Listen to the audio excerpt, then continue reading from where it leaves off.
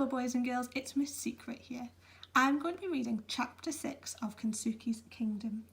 When Miss Irving Kay left off, Michael was sat on Watch Hill and he had just spotted a supertanker on the horizon. Shall we start? Chapter 6, Abu Nai. In an instant I was on my feet, shouting at the top of my voice and waving frantically. I leaped up and down, screaming for them to stop, to hear me, to see me. I'm here, I'm here! Only when my throat was raw and I could shout no longer did I stop. The tanker crept tantalisingly slowly along the horizon. It did not turn, and by then I knew it would not turn. I knew too that no one would be looking, and that even if they were, this entire island would be little more than a distant hazy hump on the horizon. How then could they possibly see me? I could only look on, helpless and distraught, as the tanker moved inexorably further and further away from me, until it began to disappear over the horizon. This took all morning long. A morning of dreadful anguish. As I stood watching on the summit of Watch Hill, my despair was replaced by a burning anger. If I had been allowed to have my fire, there would at least have been a chance they could have spotted the smoke. True, the old man had brought me a sleeping mat and a sheet. He was looking after me. He was keeping me alive. But he was also keeping me prisoner. As the last vestige of the tanker sank from my view, I promised myself that I would never again let such a chance go by. I felt in my pocket. I still had my precious fire-glass. I determined I would do it. I would build another fire, not down on the beach where he could find it, but up here on Watch Hill, behind the rocks and well out of his sight. Even if he did have binoculars, and I now had to presume that he did.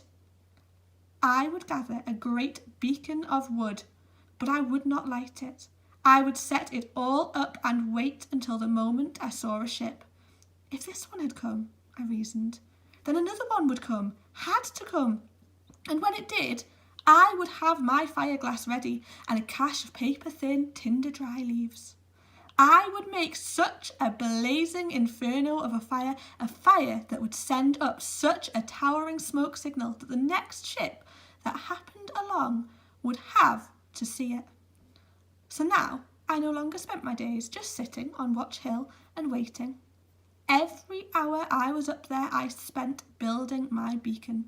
I would drag great branches up over the rocky scree from the forest below and pile them high, but on the seaward side of the hilltop, the perfect place for it to be seen by ships when it was lit, but in the meantime not by the prying eyes of the old man who I thought of now as my captor. And he would be watching me.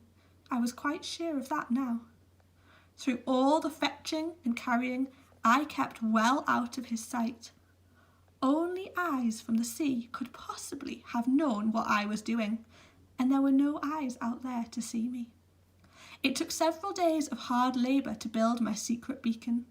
I had almost finished when someone did indeed discover what I was up to.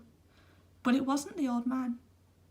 I was heaving a massive branch onto the pile when I felt a sudden shadow come over me. An orangutan was looking down at me from the rock above. I could not be sure it was the same one as before. He was on all fours, his great shoulders hunched, his head lowered, eyeing me slightly sideways.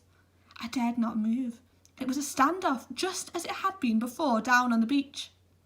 He sat back and looked at me with mild interest for a while. Then he looked away, scratched his face nonchalantly, and sloped off, stopping once to glance back at me over his shoulder before moving on into the shadow of the trees and away. It occurred to me as I watched him go that maybe he had been sent to spy on me, that he might go back and tell the old man what he had seen me doing.